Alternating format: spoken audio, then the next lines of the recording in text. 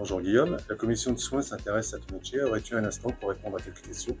Bonjour Grégory, écoute, il n'y a pas de souci, avec plaisir. Comment avez-vous connu ce métier? Quel parcours avez-vous suivi?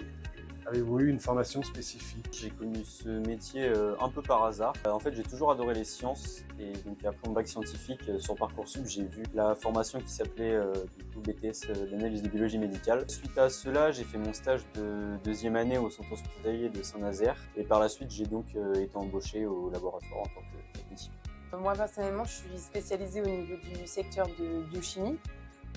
Nous, on est beaucoup plus automatisé. C'est une formation en interne où on passe par la validation des résultats, par les biologistes. Tous nos différents secteurs avec Guillaume, il en existe aussi plein d'autres, comme la PMA, où du coup ça va être de la FIV, de la spermio, mais également la NAPAT, qui vont eux travailler même sur d'autres appareils, d'autres automates. Il y a également l'hygiène et la sécurité. Qu'est-ce qui vous plaît le plus et qu'est-ce qui est plus difficile? Pour ce qui est du contraignant de ce métier, je dirais gérer les pannes. En effet, nous sommes du coup un laboratoire qui a des automates et par conséquent, quand les automates tombent en panne, selon la gravité de la panne, c'est à nous de les réparer ou alors de faire intervenir un technicien extérieur. Ensuite, je dirais aussi les horaires parce que du coup, nous sommes ouverts 24 heures sur 24. Nous avons aussi une équipe de techniciens de nuit. Cela nous permet aussi de ne pas avoir de routine. Les points positifs, je dirais qu'on apprend tous les jours, que nous ayons 2 ans et demi d'expérience comme moi ou comme mes collègues qui ont 10 ans d'expérience, parce que chaque patient est différent, chaque cas pathologie est différente et du coup je trouve que c'est une bonne chose. Et enfin je trouve que nous faisons un métier qui est utile. On se sent utile parce que forcément s'il n'y a pas d'analyse derrière, il n'y a pas de diagnostic.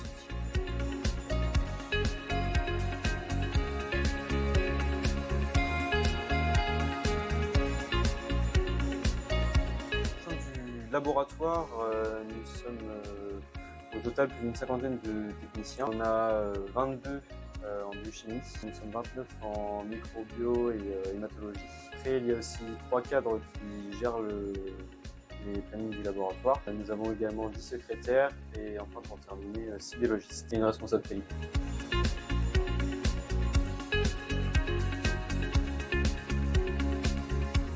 Quelles sont pour vous les qualités essentielles à la pratique de votre métier?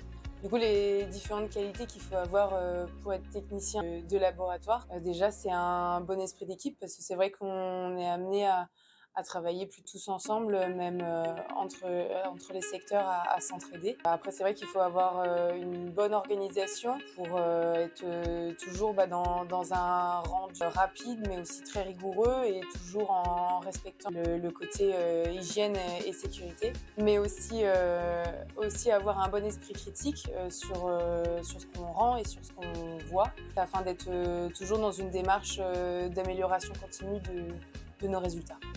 Avec votre expérience, avez-vous eu une évolution dans votre métier? Alors, ce qui a évolué dans le métier de technicien de labo, c'est déjà les analyses qui sont de plus en plus automatisées. Alors, en effet, il y a eu de plus en plus de demandes et donc suite à cela, on doit gérer des automates, donc faire plus de maintenance, plus de qualité afin que les rendus des résultats soient plus fiables et plus rapides. Mais même malgré tout ça, les techniciens de laboratoire sont quand même importants, on n'est pas juste l'étude dans l'automate. Quelles sont les interactions avec les autres professionnels en interne et en externe?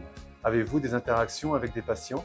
Alors pour ce qu'il s'agit des interactions en interne, on interagit souvent avec les biologistes pour discuter des cas patients, des différentes pathologies ou même pour leur poser des questions. Et pour les interactions externes, du coup tout se fait par téléphone. Donc, on n'a jamais de contact physique avec les autres services de soins. Pour ce qui s'agit de l'interaction patient, on possède un laboratoire externe. Dans celui-ci, donc, on a 2 infirmières prélèvent, mais les techniciens sont habilités et peuvent eux aussi être amenés à prélever. Pour conclure, quel message souhaiteriez-vous transmettre sur votre métier? Alors pour conclure sur le métier de technicien de laboratoire, je trouve que c'est un métier qui devrait être davantage connu, notamment pour la prise en charge diagnostique du patient. C'est un métier qui est très important et c'est tout simplement un beau métier. Guillaume, merci de m'avoir donné un peu de temps pour répondre à ces quelques questions. Écoute Grégory, pas de soucis, ce fut un plaisir. Si tu as d'autres questions, n'hésite pas.